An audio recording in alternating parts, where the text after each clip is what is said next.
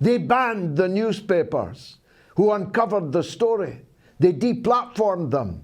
They took them off Twitter, off Facebook. 51 intelligence officers of the United States, 51, testified that this laptop story was Russian disinformation.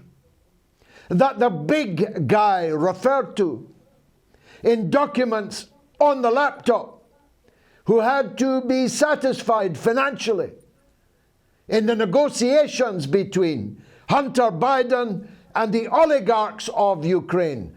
The big guy could not have been the Vice President of the United States, as was Joe Biden when the coup that overthrew the elected government in Kiev took place. The big guy couldn't have been Joe. Hunter couldn't have been the guy extorting millions of dollars from the oligarchy in Ukraine. This was all Russian disinformation until it wasn't.